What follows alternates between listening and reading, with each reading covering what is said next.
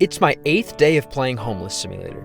I turned down the brightness setting, and this game looks better than ever before. Here's a look at the new graphics. If I have enough gold, I'd love to purchase a trash picker pin item.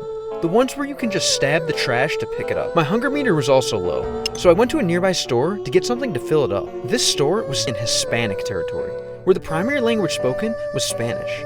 I used this opportunity to talk to as many NPCs as possible to practice my Spanish skill and see what kind of dialogue trees they have. Sometimes, when you talk to someone in this game, you find out that they're actually a player and not just an NPC. I brought the food items back to my base so I could work on the main quest, become a level 99 YouTuber. Before I could fill my hunger meter, I needed to transition the base from sleeping mode to standing desk mode.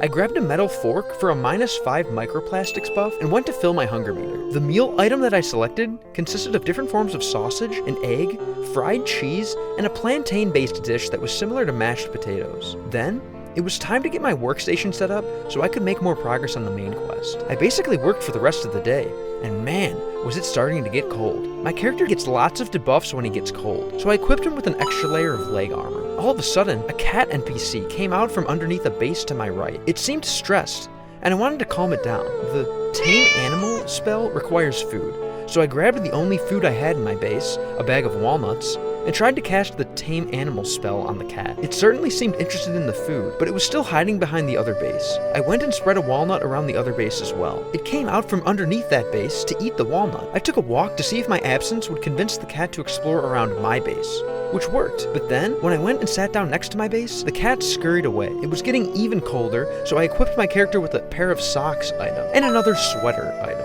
Then, I got a little surprise. It looked like the cat was getting more comfortable with the under the base zone, and went to eat the nearby walnut. I figured it would want some water to go with the walnut, so I combined my water bottle with my disc golf frisbee item to create a makeshift water bowl for the cat. I guess the water really showed the cat that I was friendly, and it decided to jump up and join the party in the base, where it was quick to start exploring and enjoying the slightly lower temperatures inside. I had to make sure that it wasn't going to get in the way of the main quest, so I offered it some real estate on the second cube. It seemed to start feeling at home here, but I thought it was still hungry, so I wanted to give it what cats like the most, meat. I didn't know where else to get meat at 1 in the morning server time, so I took it to McDonald's. It didn't love being in the car with all of the possible exits closed, but it just did what cats do and took the high ground. It definitely was interested in the burger, so I was glad that it wasn't a waste of gold. After the burger, it was time to go into prone editing position to finish up some work before bed. Unfortunately, I wasn't able to get as much done as I would have liked. My character's stamina was low anyways, so I decided to wrap it up for the night, and hoped that I wouldn't wake up with any debuffs to the inside of my base on day 9.